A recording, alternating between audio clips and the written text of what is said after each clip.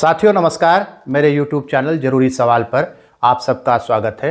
आज मैं आपको एक ऐसे व्यक्ति से मिलवाने जा रहा हूं जिसके अनुभवों के सहारे आप देश के एक बड़े संगठन के बारे में समझेंगे।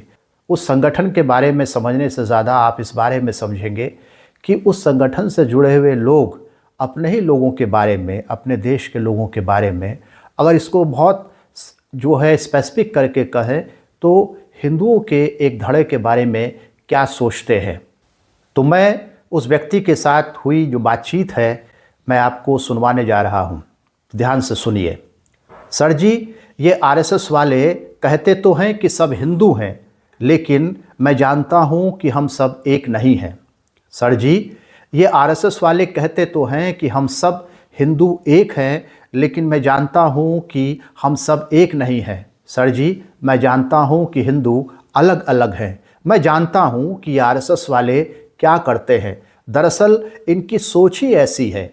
उन्होंने बताना जारी रखा। सर जी, आपने इन्हें देखा नहीं है, ये हिंदू और हिंदू में फ़र्क करते हैं। सर जी, ये आरएसएस वाले हिंदुओं को कभी भी एक होने नहीं दे सकते, वे कहते जा रहे थे। सर जी, मैं तो इनको बचपन से देख रहा हूँ। सर जी, मैंने इनको भुगता हुआ है, मैं तो इनका मारा हुआ हूँ। वो एक मेहनतकश व्यक्ति हैं, अपने काम में बेहद दक्ष और ईमानदार।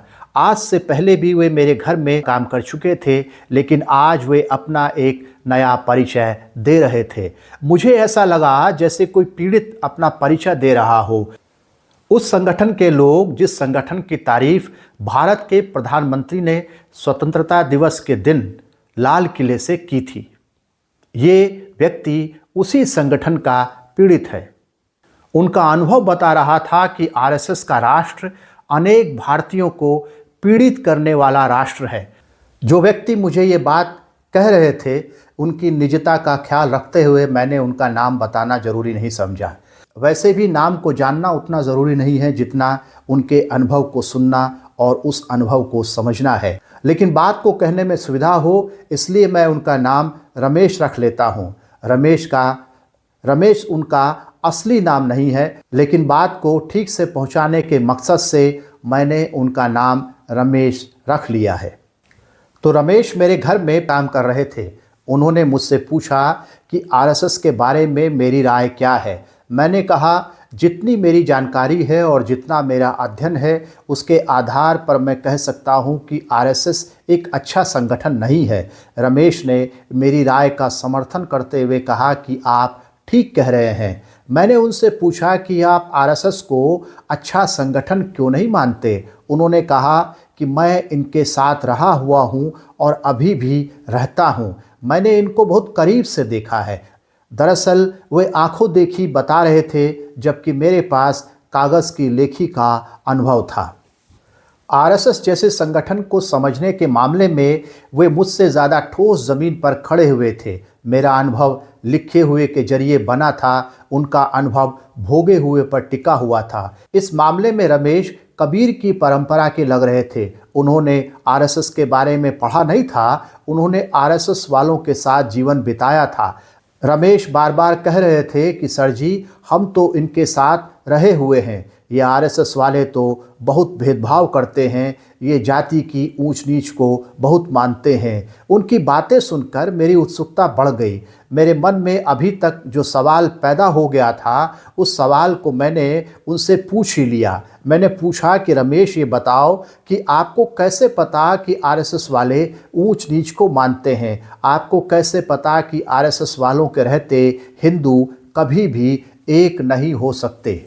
मेरे सवालों के उत्तर में रमेश ने बताया कि सर जी, क्योंकि मैं एक हरिजन हूँ, यानी कि मैं एक शेड्यूल्ड कास्ट हूँ, इन आरएसएस वालों द्वारा किए जाने वाले भेदभाव को मैंने कई बार भुगता है। मैंने रमेश से पूछा कि क्या वे जाति के आधार पर भेदभाव करते हैं। उन्होंने पूरे विश्वास के साथ कहा कि ये लोग सीधे सीधे जाति के आधार पर भेदभाव करते हैं। मैंने उनसे कहा कि कोई उदाहरण दे सकते हैं। उन्होंने कहा कि उनके पास बहुत सारे उदाहरण हैं। मैंने कहा, पहले कोई एक उदाहरण दीजिए। तब रमेश ने बताया कि करीब 3 साल पहले आरएसएस के एक मजबूत व्यक्ति ने उनको अपने घर पर सफ़ेदी और पेंट का काम करने के लिए बुलाया। रमेश ने बताया कि वो आदमी जात का बामन है। रमेश ने उनके घर सफ़ेदी और पेंट का काम किया। उस आदमी ने रमेश से किचन को छोड़कर पूरे घर में सफ़ेदी करवाई। रमेश के हरिजन होने के कारण उसने रमेश को अपने घर की किचन में नहीं आने दिया। आरएसएस के उस व्यक्ति ने अपने घर के किचन की सफ़ेदी किसी और पेंटर से करवाई। मैंने रमेश से पूछा कि वह बामन आरएसएस के साथ कब से जुड़ा हुआ है। रमेश ने बताया कि वो आदमी बचपन से आरएसएस के साथ है। रमेश ने बताया कि अब तो वो आरएसएस में एक बड़ा आदमी कहलाता है। मैं सोच रहा था कि रमेश का मत सही है कि आरएसएस के रहते हिंदू कभी भी एक नहीं हो सकते।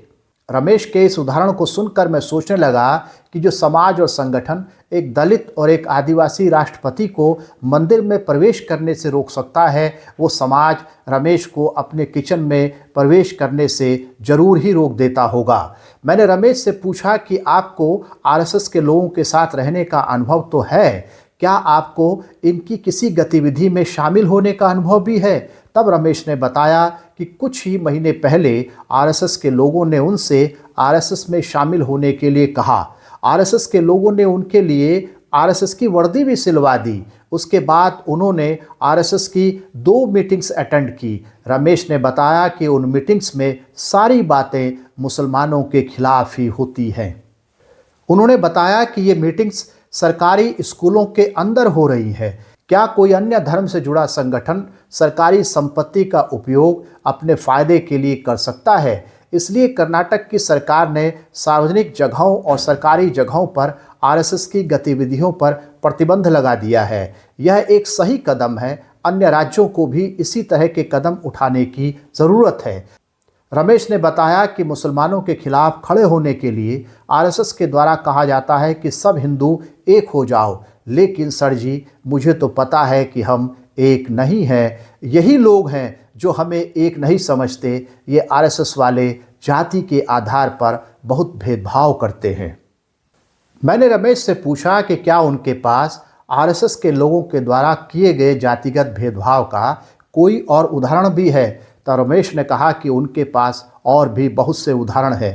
उन्होंने बताया कि एक बार किसी आरएसएस वाले के घर में शादी थी। रमेश और एक अन्य हरिजन लड़का उनके घर में टेंट लगाने के लिए गए हुए थे।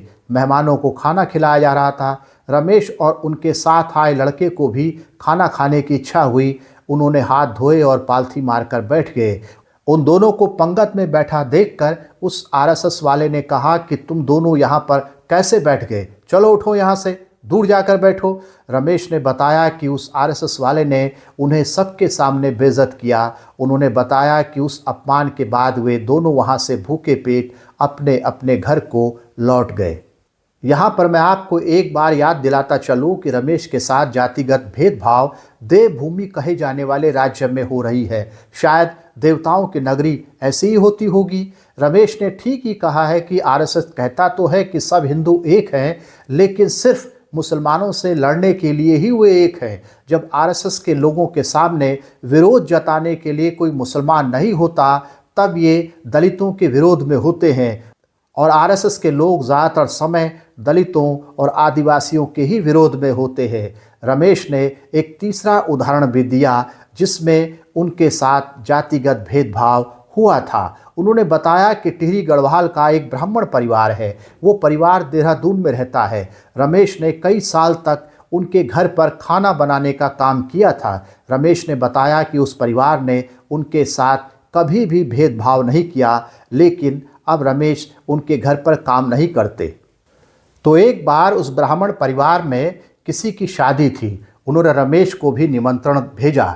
शादी के दिन वे उनके घर पहुँचे। खाने के समय उन्होंने देखा कि बहुत से लोग पंगत में बैठ चुके हैं।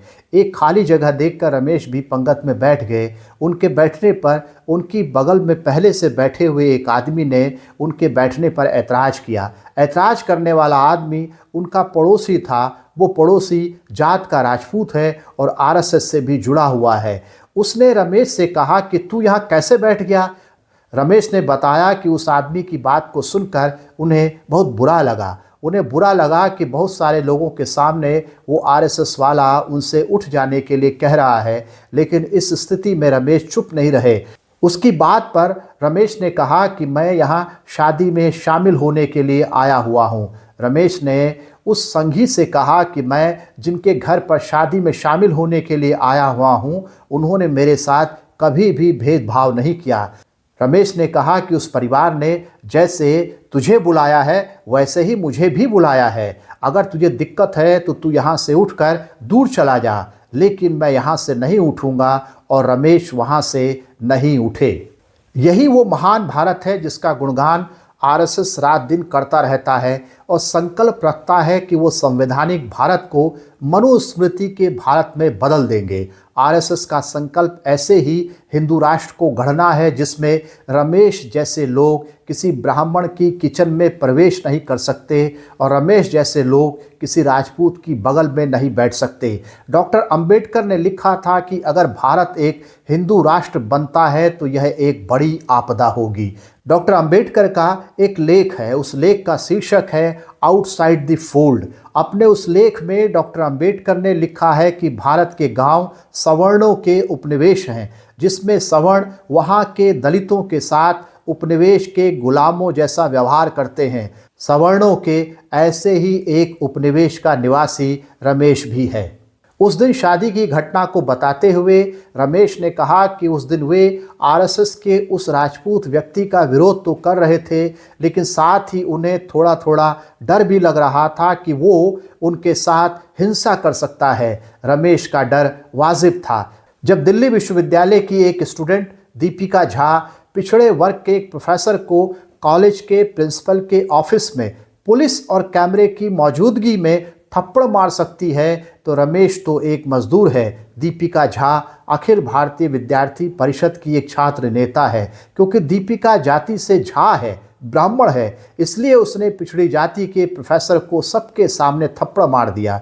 जब आरएसएस वाले एक प्रतिष्ठित विश्वविद्यालय के प्रोफेसर को पुलिस की उपस्थिति में मार सकते हैं, तो ये बगल में बैठने के कारण रमेश के साथ भी हिंसा कर सकते थे। अपने जीवन का तीसरा उदाहरण समाप्त करते हुए रमेश ने कहा, सर जी, ऐसे होते हैं ये आरएसएस वाले। नमस्कार, मैं वीरेंद्र सिंह रावत।